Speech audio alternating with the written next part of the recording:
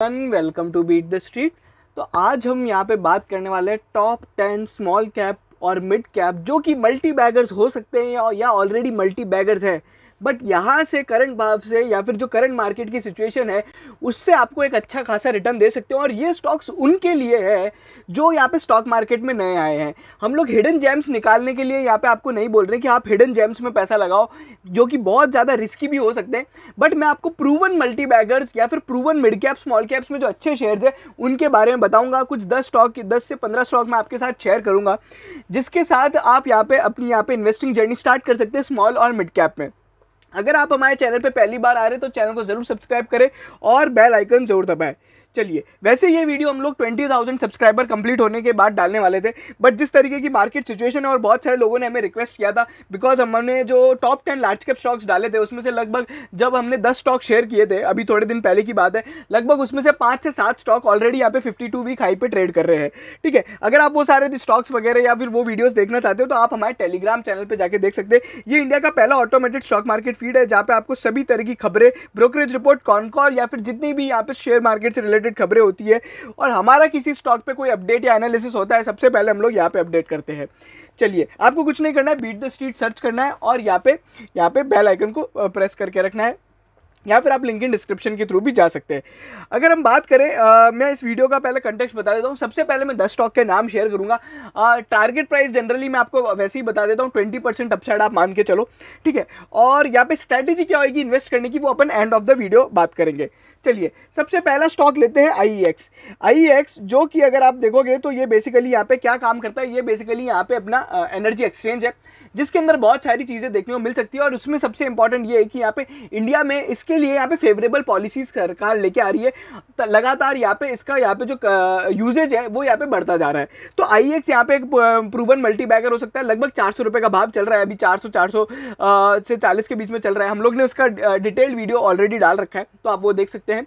भाव क्या हो सकता है, 500 से 600 रुपये यहाँ पे आपको देखने को मिल सकता है, 750 रुपये तक के लेवल्स देखने को मिल सकते हैं। तो पहला आईईएक्स हो गया अपना, जिसका यहाँ पे भाव रहेगा, अपना टारगेट प्राइस रहेगा 650, 600 और यहाँ पे 700 रुपये।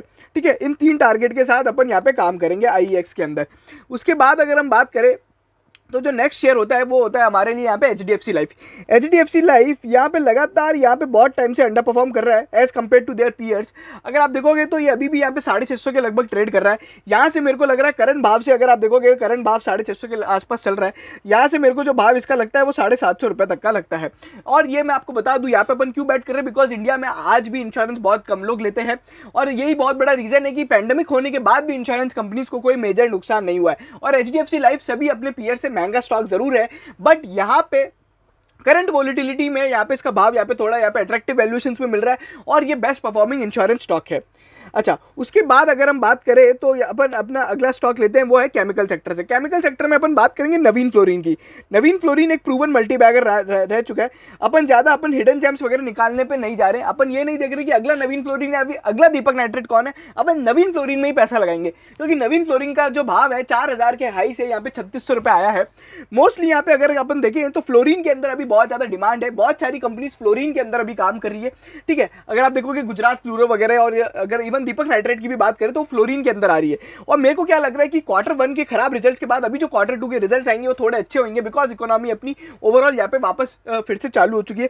3600 रुपये का लगभग इसका भाव चल रहा है। यहाँ से अपन वापस पहले 52 वीक हाई देखेंगे 4000 रुपये का, उसके बाद यहाँ पे अपन जो भाव देख सकते हैं 4200, 4300 रुपये का देख सकते हैं।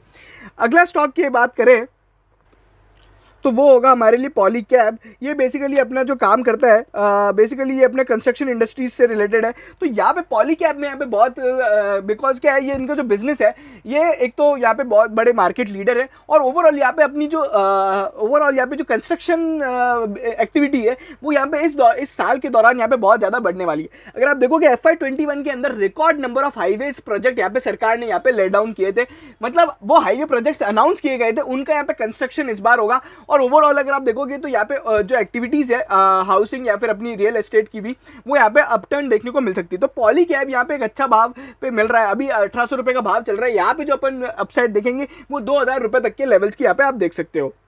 उसके बाद अगर हम बात करें वन ऑफ द मेरा फेवरेट शेयर, जो कि मैं बेसिकली ये डार्क हॉर्स हो सकता है आपके लिए। जो सबसे पहला डार्क हॉर्स हम लोग ने दिया था वो था हमारा JSW एनर्जी, और सबसे इंपॉर्टेंट जो लार्ज कैप में दिया था वो हम लोग ने दिया था भारतीय एयरटेल।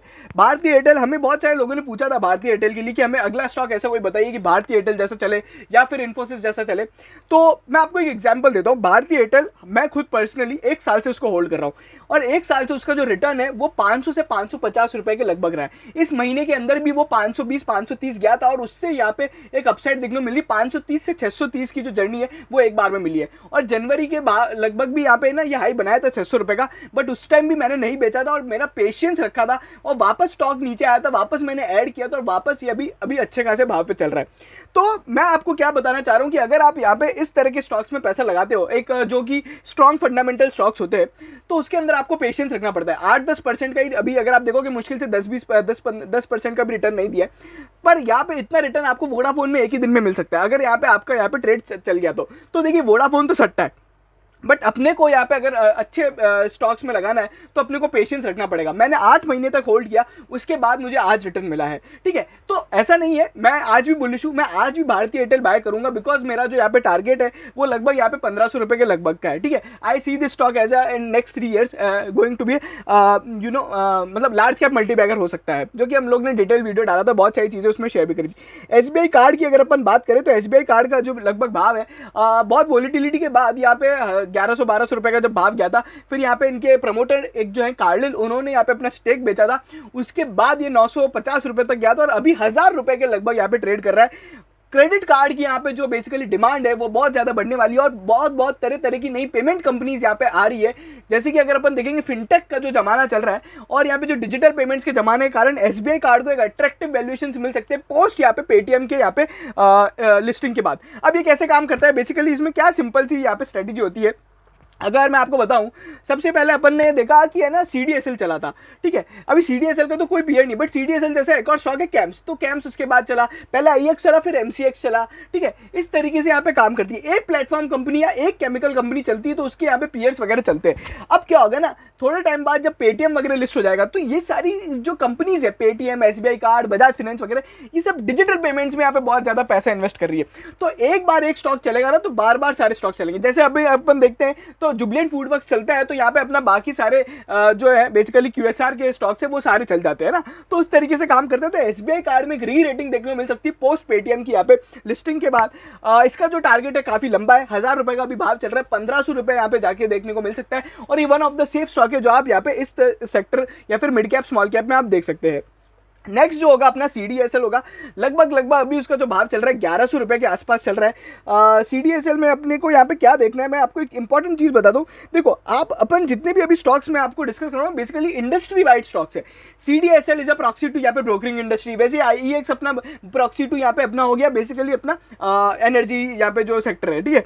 तो CDSL में अभी क्या इंपॉर्टेंट चीज हो सकती है, बहुत सारे ब्रोकिंग अकाउंट्स खुल रहे हैं, और सबसे ज्यादा फायदा CDSL को कब होता है, जब यहाँ पे लिस्टिंग वगैरह होती है, तो बहुत सारे एक तो ब्रोकिंग अकाउंट्स नए खुलते हैं हर IPO के टाइम पे, और उसके अलावा जब भी लिस्टिंग होती है तो एक लिस्टिंग फीस वगैरह पे की जाती है। नए शेयर जब लिस्ट होते हैं तो आप CDSL को यहाँ पे फीस वगैरह पे करते हो, तो उसका फायदा यहाँ पे अभी CDSL को दिखेगा। तो बेसिकली यहाँ पे एक अच्छी खासी अर्निंग्स ग्रोथ देखने को मिल सकती है। दो यहाँ पे ये फेयरली वैल्यूड स्टॉक हो कह सकते हो आप यहाँ पे, बिकॉज एक साइक्लिकल है ब्रोकिंग इंडस्ट्री, या फिर अपना शेयर बाजार चलेगा तो CDSL का भाव बढ़ेगा, नहीं तो नहीं चलेगा, ठीक है। तो यहाँ पे अभी जो 1100 रुपए के लगभग ट्रेड हो रहा है, यहाँ पे अपना टारगेट वापस जो 52 वीक हाई है 1500 रुपए का होगा।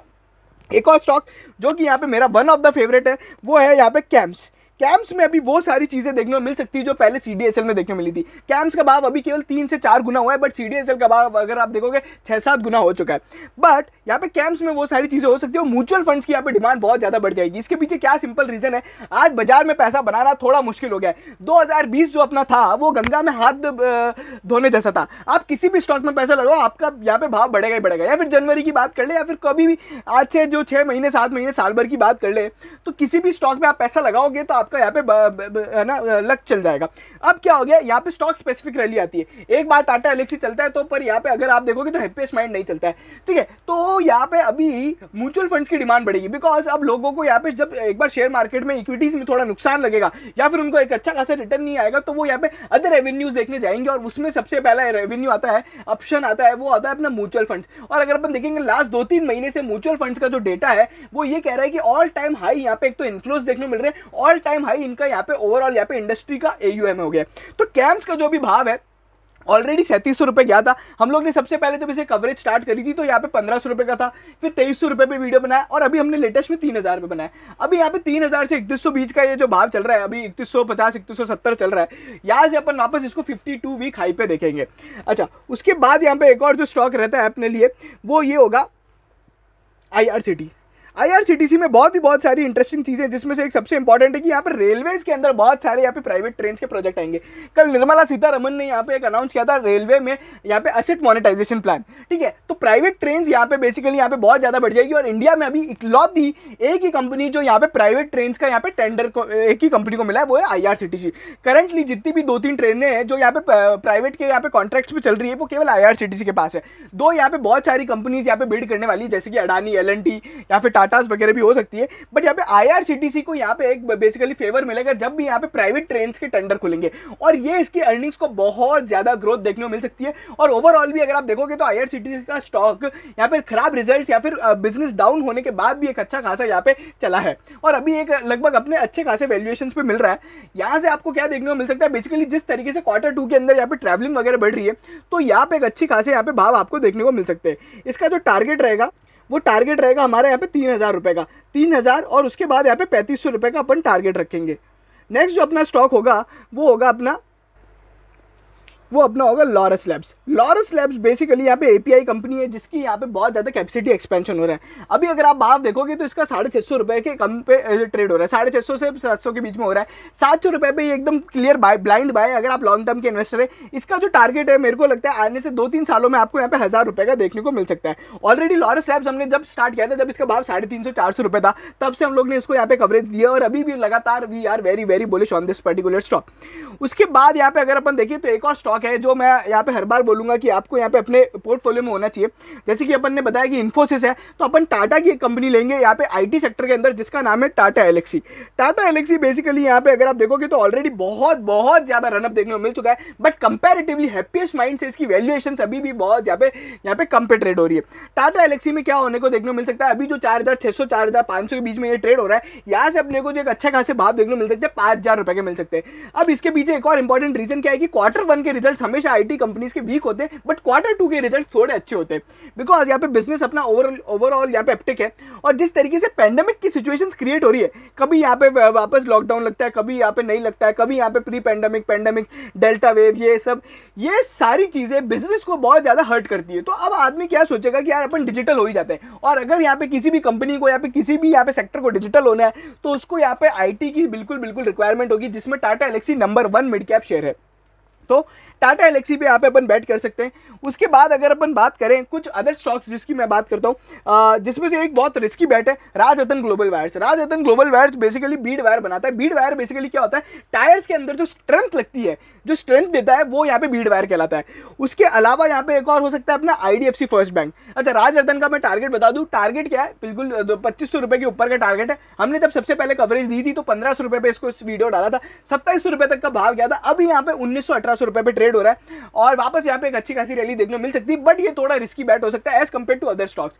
फिर अपना एक और स्टॉक है IDFC first bank. IDFC first bank already यहाँ पे बहुत ज्यादा यहाँ पे नीचे गिर चुका है, बट यहाँ पे इसमें एक और अच्छी चीज देखने को मिल सकती है कि इनका जो वोडाफोन का प्रोविजन है सबसे ज्यादा कर रखा है इन लोग ने। अगर वोडाफोन फेल होता है, ऑलरेडी ये हर्ट तो होगा ही, लगभग 5-7 रुपए और नीचे आ सकता है, बट यहाँ पे अगर टेलीकॉम का रिलीफ पैकेज आता है या फिर वोडाफोन प्रिवेल कर जाता है तो यहाँ पे एक अच्छी खासी रैली देखने को मिल सकती है। अभी इसको जो सही भाव है 40 रुपए पे ऐड करने का सही भाव होता है, यहाँ से वापस अपन इसको 50 से 55 रुपए पे यहाँ पे आप देख सकते हैं। एक और जो अदर स्टॉक है जो मैं आपको बताऊंगा वो है basically Jubilant Ingrevia. Jubilant Ingrevia यहाँ पे केमिकल कंपनी है जो कि बेसिकली यहाँ पे जो अपने कोल्ड ड्रिंक्स वगैरह में जो केमिकल यूज होता है वो बनाती है। अभी इसकी डिमांड ऑब्वियसली बढ़ेगी, और ये जो आने वाले 2 क्वार्टर है वो यहाँ पे काफी अच्छे रहेंगे, बट ठंड का क्वार्टर जो होता है अपना दिसंबर वाला वो थोड़ा वीक होगा। बट यहाँ पे अभी भी एक अच्छी खासी चीज़ें यहाँ पे देखने को मिल सकती है। इनका जो पीयर है उसके यहाँ पे अभी अगर आप देखोगे तो यहाँ पे फ्लड के कारण उनकी फैक्ट्री बंद हो गई थी, तो जुबलिएंट इंग्रेविया को फायदा है। 700 रुपये से अगर आप नीचे खरीदते हो 650 रुपये के आसपास, तो यहाँ पे एक अच्छे खासे भाव यहाँ पे आपको 750 रुपये तक के लेवल देखने को मिल सकते हैं। अच्छा, इसके अलावा और क्या स्टॉक्स हो सकते हैं, तो यहाँ पे अपना एक जोमेटो भी हो सकता है जो कि एक अच्छा खासा है, बट ऑब्वियसली ये रिस्की बैट है, ठीक है। एक और जो स्टॉक है वो बेसिकली अभी अपने अच्छे खासे वैल्यूएशंस पे ट्रेड कर रहा है, वो है प्रिंस पाइप। प्रिंस पाइप अभी अगर आप देखोगे 620 के आसपास ट्रेड कर रहा है, अच्छे खासे वैल्यूएशंस पे अभी अवेलेबल है। मिड कैप स्मॉल कैप की यहाँ पे जो गिरावट के बाद एक अच्छी खासी वैल्यूएशंस यहाँ पे देखने को मिल रही है। 750 रुपये 800 रुपये तक के भाव यहाँ पे आपको देखने को मिल सकते हैं। स्ट्रेटेजी क्या रहेगी, सबसे very very very very important strategy क्या होती है, देखो एक एग्जाम्पल ले लेते हैं अपना SBI कार्ड का। SBI कार्ड एक तो देखिए इतना ज़्यादा घूमता नहीं है, ठीक है, तो इसको कोई यहाँ पे जल्दी नहीं है। आज सारा स्टॉक एक भाव पे एक प्राइस पे नहीं खरीदना है, एक दिन में बिल्कुल नहीं खरीदना है। अभी मान लीजिए 1020 का भाव चल रहा है, मुझे 100 शेयर लेने, बहुत सिंपल सी बात है, मैं आज 5 शेयर लूँगा, ठीक है, 5 शेयर लूँगा। अभी अगर मान लीजिए कल को यहाँ पे और गिरावट देखने मिली, 900 रुपये आ गया, तो भी कोई प्रॉब्लम नहीं, मेरे पास 5 ही शेयर है। फिर मैं थोड़ा एक अपसाइड का वेट करूँगा, अगर और गिरता है तो मैं वापस रुक जाऊँगा। अगर वापस मेरे को 900 के बाद 900 950 रुपये वापस दिखता है तो मैं एक और बाय करूँगा 5 शेयर की, ठीक है। और मान लीजिए अगर 1020 में मैंने खरीदा और 1050 हो गया तो मैं थोड़ी क्वांटिटी और ऐड करूँगा, और इस तरीके से मैं अपनी स्टैगर्ड बाइंग करके मैं अपनी पोजीशन इकट्ठी करूँगा। और जैसे ही मेरे को एक अच्छे खासे गेन मिलेंगे, 20-30% अगर मेरे को गेन मिल जाते हैं तो मैं यहाँ पे बुक कर लूँगा, ठीक है। मैं हमेशा बोलता हूँ रेगुलर प्रॉफिट बुकिंग आपको करते रहनी चाहिए। अगर आप 10 स्टॉक लेते हो और 10 स्टॉक में अगर आप रेगुलर प्रॉफिट बुकिंग करोगे तो क्या होगा, बेसिकली या तो उनमें से 5 स्टॉक तो यहाँ पे नीचे गिरेंगे ही गिरेंगे, क्योंकि जब भी बाजार गिरेगा तो वापस वो आपको कम भाव पे मिलेगा। और हो सकता है कुछ 5 स्टॉक हो सकता है कि आपके यहाँ पे भाव से और ऊपर चले जाए, ठीक है, बट ये तो यहाँ पे आपको डिसाइड करना है। जनरली मैं यहाँ पे राय देता हूँ, अगर आप स्मॉल कैप मिड कैप में लगा रहे हो तो यहाँ पे रेगुलर प्रॉफिट बुकिंग कर लेनी चाहिए 20-30% गेन्स के बाद, बस वो आप देख लीजिए कम समय में हो जाए। कुछ कंपनीज होती है जो बहुत अच्छी, जैसे कि भारतीय एयरटेल या फिर SBI कार्ड, मैं उसको अभी भी होल्ड कर रहा हूँ। मैंने ना उसको 1200 रुपये पे बेचा, ना मैं उसे 1500 पे बेचूंगा। वैसे ही डीमार्ट है, मैं उसको 3700, मतलब मैं तो उसको पता नहीं कब से होल्ड कर रहा हूँ, 700 रुपये से होल्ड कर रखा है। मैं उसे 4000 पे भी नहीं बेचूंगा, 5000 पे भी नहीं बेचूंगा, ठीक है, वो मैंने होल्ड कर रखे हैं। वो मेरे ओवरऑल यहाँ पे जो स्टॉक्स है वो मेरे कुछ फेवरेट स्टॉक्स है। तो बेसिकली फंडामेंटली और वो सब चीज़ें होती है। तो इस तरीके से अपने को स्टैगर्ड बाइंग करके रखनी है। सारा पैसा एक दिन में मत लगाइए, बस एक काम जरूर कीजिएगा कि जब भी बाजार गिरे तब यहाँ पे पैसा लगाओ, और जब भी यहाँ पे बाजार चढ़े तो यहाँ पे एक अच्छी खासी प्रॉफिट बुकिंग करते रहो। तो ये सारी चीज़ें हो चुकी है। अगर आप हमारी यहाँ पे प्रीमियम सर्विस ज्वाइन करना चाहते हैं, जहाँ पे हम लोग बेसिकली स्टॉक रिकमेंडेशन, मतलब पर स्टॉक बेसिस पे यहाँ पे हम लोग आपसे सर्विस चार्ज लेते हैं। मान लीजिए अगर आपने हमसे एक स्टॉक लिया तो हम आपको एक स्टॉक का ही आपसे पैसा लेंगे। तो उस तरह की सर्विस होती है जो कि आप अगर देखोगे पूरी यहाँ पे इंडस्ट्री में कोई नहीं करता है। बेसिकली पर स्टॉक पे हम लोग आपको बहुत नॉमिनल यहाँ पे मतलब रेट्स पे आपको यहाँ पे प्रोवाइड करते हैं। अगर आप वो ज्वाइन करना चाहते हैं तो आप हमें व्हाट्सएप कर सकते हैं, हम आपको बाकी सारी डिटेल्स उसके बारे में वहाँ पे दे देंगे। तो ये सारी चीज़ें थी। देखिए हम लोग ने ये वीडियो 20,000 होने से पहले डाला है, तो मैं आपसे प्लीज़ एक्सपेक्ट करता हूँ कि आप हमारे चैनल को जरूर सब्सक्राइब करेंगे, और यहाँ पे डिटेल्ड इनसाइट्स, डिटेल्ड एनालिसिस के लिए ज़रूर यहाँ पे आप हमारे बेल आइकन को दबाएं, टेलीग्राम को जरूर ज्वाइन करें, ये आपको बहुत काम आएगा। बहुत सारे लोग मार्केट में नए हैं और यहाँ पे न्यूज़ से यहाँ पे बेसिकली यहाँ पे अगर आपको यहाँ पे अपडेट रहने में प्रॉब्लम आ रही तो ये आपके लिए सबसे बढ़िया जगह है, आपको सारी न्यूज़ वगैरह यहीं पर मिल जाएगी, ठीक है। तो ये सारी बातें हो चुकी है। और इसके अलावा मैं आपको क्या बोलूँगा, देखिए मैं हर बार आपको बोलता हूँ अगर आप ज़्यादा रिस्क नहीं ले सकते हो, देखिए ये जो मैंने 10-12 स्टॉक बताया, हो सकता है इसमें से कल कुछ यहाँ पे स्टॉक्स या तो 5% अपर अब भी जाए और 5% नीचे भी जाए। लॉन्ग टर्म के लिए ये सारे स्टॉक्स बढ़िया है। अगर आप इतना पेशेंस नहीं रख सकते, मतलब मैं क्या बोलता हूँ, पेशेंस का मतलब क्या हुआ, अगर कोई स्टॉक 10-20% भी गिरता है तो अपने को ज़्यादा यहाँ पे लोड नहीं लेना है। देखिए हमेशा है ना बात, एक चीज़ हमेशा ध्यान रखनी है कि अपने को जब बाजार गिरा हुआ हो ना तब कोई भी शेयर यहाँ पे बेचना नहीं है, क्योंकि क्या होता है अपन बाजार जैसे रिकवर होता है ना एकदम फट से, तो यहाँ पे अपने को अच्छा खासा 2-3% का गेन मिल जाता है।